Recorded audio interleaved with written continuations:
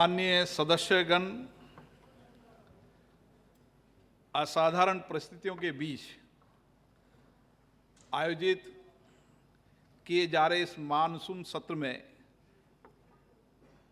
मैं आप सभी का स्वागत करता हूं। संसद के इतिहास में संभवतः ये पहली बार है जब लोकसभा के सदस्य राज्यसभा और राज्यसभा के सदस्य लोकसभा कक्ष में बैठ रहे हैं। इतना ही नहीं, जिन दीर्घाओं से देश की जनता संसद की कार्रवाई देखती थी, वहाँ इस बार सदस्यों के बैठने की व्यवस्था की गई है। वैसे तो हम सदैव ये प्रयास करते हैं कि सदस्यों के बीच की दूरियां कम हों और उन्हें नज़दीक लाने के प्रयास किए जाएं, लेकिन इस बार हमें स्वयं आपस में दूरी बनाए रखने के लिए ये व्यवस्था की गई है। माननीय सदस्यगण, वर्तमान सत्र में बैठने की व्यवस्था के संबंध में आपको हुई असुविधाओं से मैं अवगत हुआ हूँ। इस संबंध में मैं इतना ही कहना चाहता हूँ कि इस बार सदन असाधारण परिस्थितियों में है। सुरक्षा के व्यापक इंतजाम भी हमने किए हैं, लेकिन उसके बावजूद भी सदन ठीक से संचालित हो, ये आप सबके सहयोग से हम प्रयास कर रहे हैं। और इसीलिए हमने सभी दलों के नेताओं को उनकी संख्या के अनुपात में सीटों का आवंटन किया गया है। मैं सभी माननीय मंत्रीगण से भी, माननीय सदस्यगणों से भी आग्रह करूंगा कि हमने जो सीट पर संख्या लिखी है वह सामाजिक दूरी और गाइडलाइन की पालना के तहत रखी है, उसकी पालना करेंगे, मुझे सहयोग करेंगे। हमने ये भी कोशिश की है कि संसदीय कार्य में डिजिटलाइजेशन का उपयोग हो, इसलिए हमने एक ऐप बनाया है जिसमें माननीय सदस्य उपस्थिति कर सकते हैं। ऑनलाइन प्रश्न और अन्य सूचनाएं भी उनके द्वारा भेजी जा रही है, उत्तर भी उनके द्वारा प्राप्त की जा रहे हैं। ऐसी कई व्यवस्थाएं प्रबंध है जो पहली बार किए गए हैं। ये सब असाधारण परिस्थितियों के कारण किए गए हैं। सेफ्टी प्रोटोकॉल्स के चलते संभव है कि आपको कुछ असुविधा उठानी पड़े, लेकिन ये सब आपकी सुरक्षा के लिए, हम सबकी सुरक्षा के लिए आवश्यक था। माननीय सदस्यगण, भारत दुनिया का सबसे बड़ा कार्यशील लोकतंत्र है।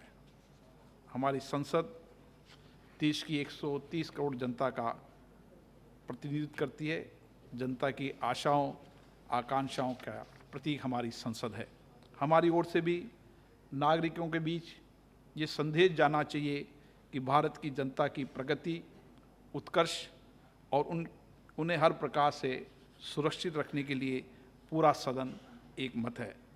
पिछले कुछ समय में कोरोना के कारण उपजी परिस्थितियों का सामना करने में देश की जनता ने अद्भुत एकता और संगठन शक्ति का परिचय दिया। कोरोना योद्धाओं ने संक्रमण को नियंत्रित करने के प्रयासों के उत्कृष्ट योगदान दिया है। सांसदगणों ने भी चुनौतीपूर्ण परिस्थितियों में अपने अपने क्षेत्र में जनसेवक के रूप में अपने दायित्व निभाए और वंचित, अभावग्रस्त वर्ग सहित अधिकतम लोगों को राहत पहुंचाने में मदद की। इस दौरान संसद ने भी एक कंट्रोल रूम स्थापित किया, जिसके माध्यम से राहत कार्य में सहयोग किया गया तथा विभिन्न राज्यों की विधानसभाओं से समन्वय स्थापित कर सांसदों, जनप्रतिनिधियों और आम जन के बीच एक कड़ी के रूप में कार्य किया। इसके लिए आप सभी साधुवाद के पात्र हैं। मेरा विश्वास है केंद्र व राज्य सरकारों के सामूहिक प्रयासों, सभी दलों के नेताओं की सहभागिता, कोरोना योद्धाओं के समर्पित योगदान और व्यापक जनसहयोग से हम कोरोना महामारी पर शीघ्र ही विजय प्राप्त कर लेंगे। साथियों, लोकतंत्र तभी समृद्ध होगा जब सकारात्मक भाव के साथ हम जनहित और राष्ट्रहित के विषयों पर अपना चिंतन प्रस्तुत करें। पक्ष और विपक्ष हमारे लोकतंत्र की जीवंतता प्रदान करते हैं। सत्र के दौरान पक्ष विपक्ष आम जनता से जुड़े विषयों पर चर्चा कर समाज हित व देश हित के अंतिम लक्ष्य की प्राप्ति की ओर अग्रसर रहेंगे, ऐसा मेरा विश्वास है। आप सबसे आग्रह भी है। इस बार हमारे पास समय काफ़ी कम है। ऐसे में हमारा दायित्व बनता है हम सदन के समक्ष संक्षिप्त और सारगर्भित बात रखें। लोकतंत्र की भावनाओं को मजबूत बनाना, संवैधानिक मूल्यों में अभिवृद्धि करना और उसके संकल्प के साथ काम करना, ये हमारा सबका दायित्व है। आज का दिन पूरे देश में हिंदी दिवस के रूप में भी मनाया जाता है। इस अवसर पर समस्त राष्ट्र को सदन की ओर से शुभकामनाएं। विविधता से भरे अपने देश की सभी भारतीय भाषाओं की उन्नति सुनिश्चित हो, हम सभी इसके लिए प्रयास करें, मेरी यही मनोकामना है। अंत में मैं आप सबका पुनः स्वागत करता हूं और सदन की कार्रवाई के संचालन में आपसे पूर्व की भांति सहयोग की आशा रखता हूं। मुझे पूरा विश्वास है हम सब एक साथ मिलकर इन कठिन परिस्थितियों में अपने उद्देश्य और संवैधानिक दायित्वों को निभाएंगे और इस सत्र को सुखद स्मृतियाँ हमारे बीच में जाएगी। मुझे आशा है आपके सहयोग से हम देश में एक नया संदेश दे पाएंगे कि इस विपरीत परिस्थितियों में माननीय सदस्यों ने देश हित और राष्ट्र हित में काम किया। माननीय सदस्य, मैं एक और आपसे आग्रह करूंगा कि आप सबके लिए बहुत कठिन है, लेकिन इस कोविड-19 के कारण और इसके संक्रमण के बारे में कई विशेषज्ञों की सलाह के आधार पर हमने फैसला किया है कि हम माननीय सदस्यों को बैठकर बोलने की अनुमति दें।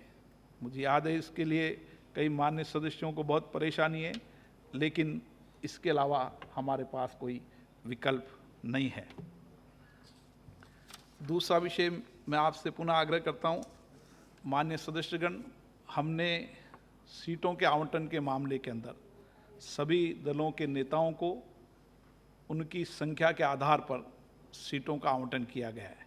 सभी दल के नेता अपने अपने दल के सदस्यों को उनकी जैसी अपेक्षा हो वैसे बैठने की व्यवस्था सुनिश्चित करेंगे। किसी नाम की सीट हमने आवंटन इसलिए नहीं कर पाए क्योंकि हम चाहते हैं कि सभी मान्य सदस्यों को सही जगह पर, सही स्थान पर बोलने का अवसर हो। इसके लिए मुझे माननीय सभी दल के नेता सहयोग करेंगे। माननीय सदस्यगण, जैसा आपको विदित है कि सामाजिक दूरी की अनुपालना तथा माननीय सदस्यों की सुरक्षा सुनिश्चित करने के लिए लोकसभा की कार्रवाई के दौरान लोकसभा के कुछ माननीय सदस्यों के राज्यसभा चैम्बर में बैठने की व्यवस्था की है। लोकसभा के प्रक्रिया कार्य संचालन नियमों के तहत नियम 2 के अंतर्गत मैं निर्देश देता हूं कि सत्र में लोकसभा की कार्रवाई के दौरान सभा के परिसर का तात्पर्य राज्यसभा चैम्बर, लॉबी तथा इसकी दीर्घाओं से भी है। इस सत्र के दौरान राज्यसभा की कार्रवाई के समय राज्यसभा के कुछ सदस्य लोकसभा चैम्बर में बैठेंगे। इस संदर्भ में मैं आपका ध्यान प्रक्रिया के नियम 384 की ओर आकृष्ट करना चाहता हूं, जो ये प्रावधान करता है कि सभा के भवन का उपयोग सभा की बैठकों के अतिरिक्त किसी अन्य प्रयोग के लिए नहीं किया जाएगा। तो मेरा सुझाव है कि नियम 384 को शिथिल कर दिया जाए ताकि राज्यसभा की कार्रवाई के दौरान राज्यसभा के कुछ सदस्य लोकसभा चैम्बर में बैठ सकें। मेरी समझ में ये भी अपने आप में इतिहास होगा कि कई माननीय राज्यसभा के सदस्य इस बार लोकसभा के चैम्बर में जो कभी सपना देखा करते थे यहाँ बैठकर, उनको बोलने का मौका मिलेगा। मुझे लगता है कि आप मेरे इस प्रस्ताव से सहमत होंगे।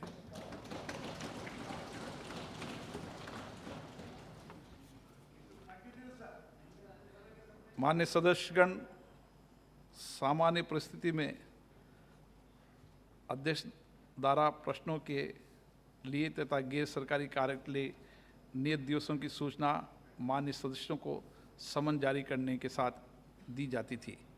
सरकार के अनुरोध पर